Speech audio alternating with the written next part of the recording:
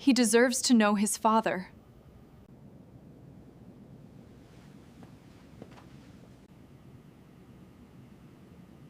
This is business, Natalie.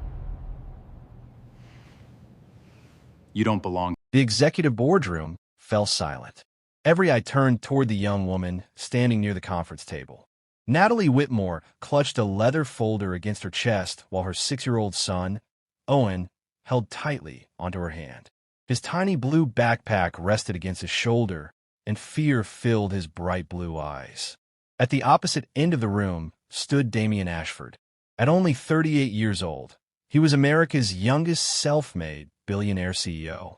Business magazines called him a genius. Investors admired him. Employees feared him. Damian slowly looked Natalie up and down. His expensive Italian suit probably cost more than everything she owned.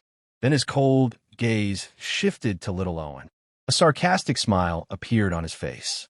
"So," Damian said loudly, making sure everyone could hear, "our company has become a daycare now?" Several executives laughed. Natalie's face turned crimson. "I'm sorry, Mr. Ashford," she replied calmly. "His school closed unexpectedly this morning. I had no one to leave him with. He'll stay quiet." Damian crossed his arms. People who can't manage their personal lives have no business managing corporate projects.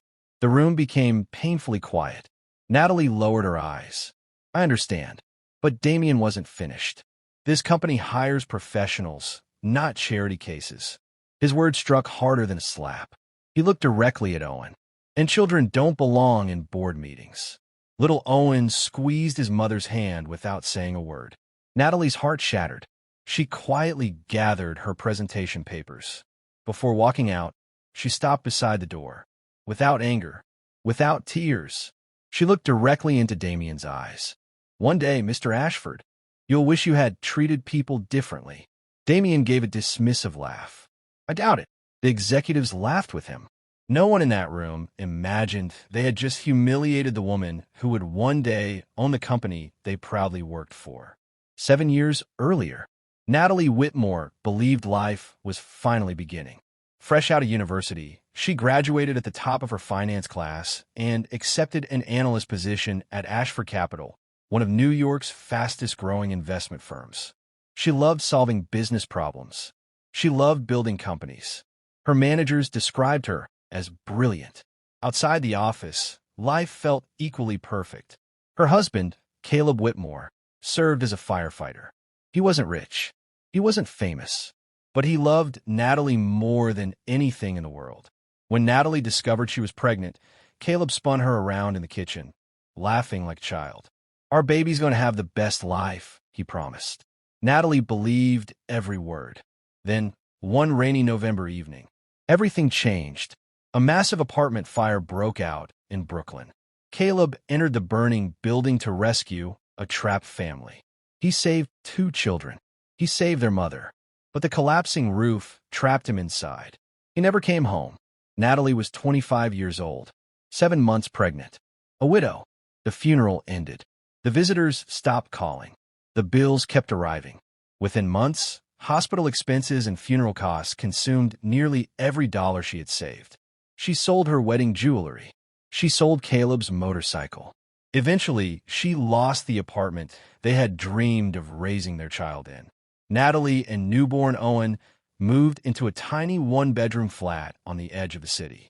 Some nights, she skipped dinner so Owen could have fresh fruit and milk. She worked mornings at a small accounting office, evenings at a grocery store. After putting Owen to bed, she studied online business and investment courses until after midnight. She slept 4 hours a night. Yet every morning, she smiled for her son. One evening, 6-year-old Owen looked up from his coloring book. "Mom." "Yes, sweetheart. When I grow up, I'm going to buy you the biggest house in America." Natalie smiled. "You don't have to do that." "I know." He hugged her tightly. "I just don't ever want you to be sad again." Natalie closed her eyes. At that moment, she made herself another promise. No matter how many times life knocked her down, she would always get back up. Years of sacrifice slowly paid off. Her qualifications grew stronger. Her reputation improved. Finally, Ashford Capital announced an opening for a senior financial strategist. Natalie knew it was the opportunity she had been waiting for. She spent weeks preparing a strategy capable of saving the company hundreds of millions of dollars over the next decade. She barely slept. Every number was perfect. Every chart was flawless. She wasn't asking for sympathy. She wanted one chance. One chance to prove that talent mattered more than status. She had no idea that on the morning of her presentation, one unexpected phone call would change everything. The phone rang at 6:15 that morning. Natalie was standing in her small kitchen, preparing Owen's breakfast while reviewing the final pages of her presentation. She glanced at the screen. It was from Ashford Capital. For a moment, excitement filled her heart. This was it, the opportunity she had worked years for. She answered quickly. "Hello, this is Natalie Whitmore." A nervous voice replied, "Ms. Whitmore, this is Evelyn Pierce from Human Resources." Natalie smiled politely. "Good morning, Ms. Pierce. Is everything okay?" There was a long pause. "Your presentation has been moved to the executive boardroom." Natalie's smile grew. "That's great. Thank you." But Evelyn didn't sound happy. "There's one more thing." "What is it?" "The CEO will personally attend." Natalie froze. Damian Ashford, the man known for destroying careers with a single decision. The man who believed success belonged only to those who looked powerful. Still, Natalie took a deep breath. "That's fine. I'll be ready." After hanging up, she looked at Owen. The little boy was sitting at the kitchen table, eating cereal while wearing his light blue hoodie. "Mommy." "Yes, sweetheart. Are you nervous?" Natalie smiled. "A little." Owen picked up his blue backpack. "Then remember what you always tell me." Natalie raised an eyebrow. "What do I tell you?" He smiled. "Be brave, even when things are hard." Her eyes softened. She kissed his forehead. Exactly. Hours later, Natalie entered the headquarters of Ashford Capital. The glass building reached into the sky. Employees walked quickly through the expensive marble lobby. Everyone looked successful. Everyone looked important. But Natalie walked in wearing the same navy blazer, ivory blouse, black pencil skirt, and black heels she had carefully prepared the night before. She didn't have a designer handbag. She didn't have expensive jewelry. But she carried something more valuable: confidence. At the executive boardroom, Evelyn Pierce waited near the entrance. The 43-year-old HR director adjusted her glasses nervously. "Natalie, your work is impressive," Evelyn whispered. "Thank you. You should know, Damian values results above everything." Natalie nodded. "So do I." Evelyn looked at her for a moment, almost as if she wanted to say something else. But fear stopped her. The doors opened. Damian Ashford entered. The entire room changed. Tall, confident, untouchable. His charcoal designer suit fit perfectly. His dark brown hair was neatly styled, and his sharp blue eyes immediately focused on Natalie. Then he noticed Owen standing beside her. His expression changed. Seriously, the room became silent. Natalie remained calm. "Mr. Ashford, this is my son, Owen." Damian looked annoyed. "This is a professional meeting." "I understand," Natalie replied. "His school closed today, and I had no emergency childcare." Damian shook his head. "That sounds like a personal problem." Owen looked down. Natalie placed a comforting hand on his shoulder. "He won't interrupt." Damian walked toward the table. "We don't have time for distractions." Natalie opened her folder. "I prepared a financial strategy that can increase company value significantly." Damian sat down. "Everyone says that." She connected her presentation. The first chart appeared. For the next 20 minutes, Natalie explained a strategy involving restructuring investments, reducing unnecessary costs, and expanding into emerging markets. The executives slowly leaned forward. They were impressed. The numbers were undeniable. Even Damian stopped looking bored. For the first time, he was listening. One executive whispered, "These projections are incredible." Another nodded. Another nodded. "If this works, the company could double its growth rate."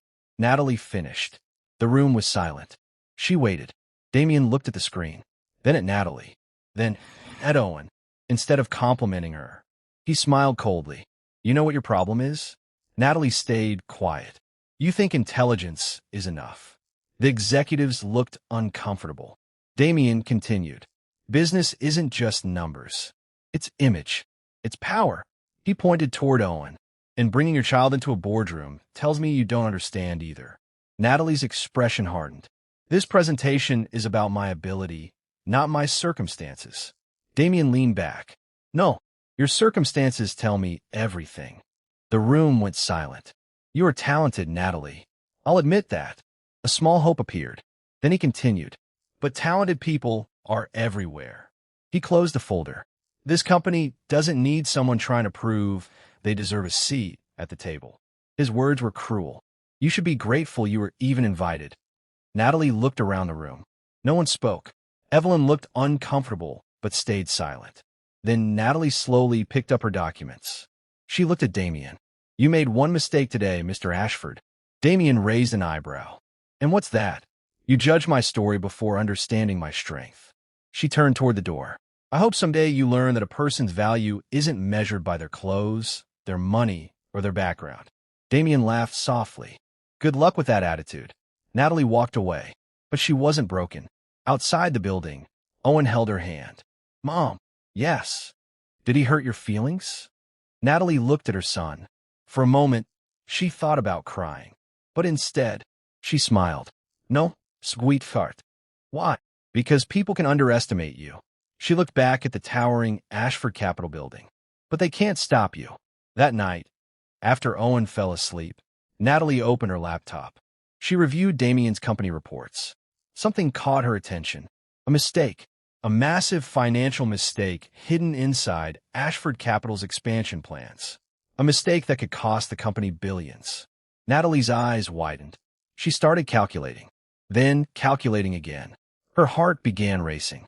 Damian Ashford believed she was just a struggling single mother. He had no idea who he had underestimated. Because the woman he humiliated was about to become the person who saved his empire.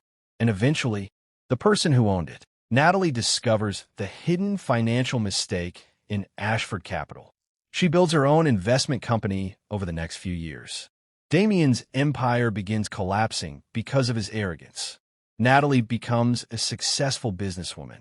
She secretly acquires controlling shares of Ashford Capital. Damian discovers the woman he humiliated is now his new owner. Emotional confrontation.